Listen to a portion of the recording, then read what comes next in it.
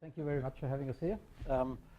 This is a wonderful event. I've always felt MBA, a lot of MBA students come to the MBA program. It's a 2-year program, and you think academically it's terminal, okay? You go off and do out to practice. But one thing you might keep in mind, and I hope this invigorates you, you can always also do a PhD in business, okay?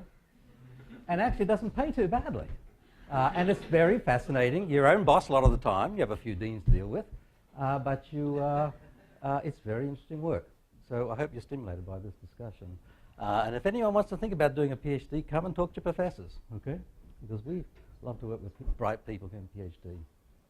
Okay, the title of this is Accounting for Value, and this is the title of my recent book, and I'm not going to spend, I can't talk about everything in the book, otherwise I'll be here till the next seminar. But I want to talk about just a few ideas. Have you got the... I thought I might start with sort of give you some general idea of what accounting research is all about. I'm a professor of accounting. Some people sort of wonder, well, what do you do in accounting research? When I came off to graduate school to come do a PhD, I said to my dad, Dad, I'm going to do a PhD in accounting. He said, a PhD in accounting? Can you also do a PhD in plumbing? And I said, no, but you can do a PhD in real estate. And he said, oh, in my day we called that geography. In any case, it turns out that there are very many interesting issues in accounting. Accounting really is applied economics, and particularly applied financial economics, okay? And just to put you into the ballpark, really the two questions that we look at in research is, first question here, hey, what's good accounting and what's bad accounting for a bank, okay? What's good accounting for management? Is a very important policy, very, very, very important issue. The second issue is, given I got the accounting, how do I handle it, okay? Those who've taken my financial statement analysis course, this is what we think about. How do I handle the accounting for equity valuation, okay? How do I handle the numbers? What am I going to watch out for? What am I going to watch out for, and so on? So these are the two questions which we're involved in.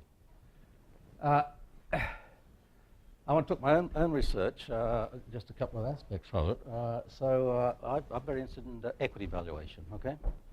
So Microsoft trading at 24.5,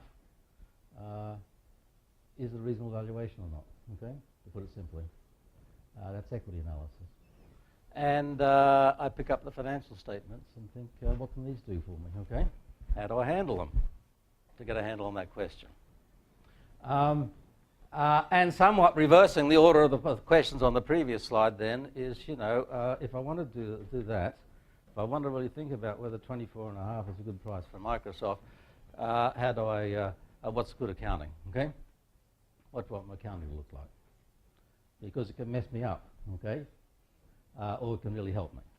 So that's sort of the questions I'm involved in. And I want to give you two examples of just two issues which I've been involved.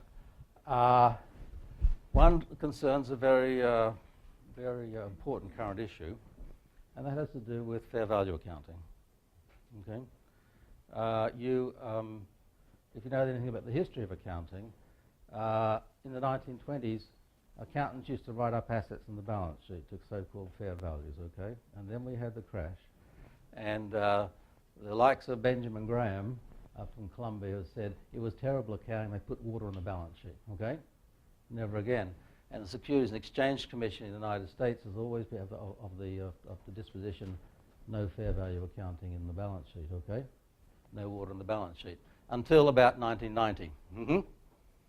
And the big change was when the SEC gave Enron the permission to use fair value accounting, and they basically built a fair value accounting house of cards, okay? So that's the question. The question would be, do I want fair value accounting? It's an issue of the day. Well, from the point of view of an equity analyst, I've got to think, well, does it help me or hinder me?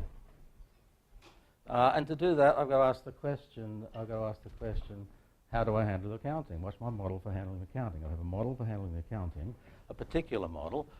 Then it's a question within that model of handling accounting, this helps me or hinders me, okay? The book Accounting for Value is really about outlining that model of how you handle the accounting and equity valuation. And then it asks, one question it asks amongst many is, if I'm going to handle it in this way, is fair value accounting going to help me or it's going to hinder me? Okay? Very practical question. And I guess the example would be, in the way that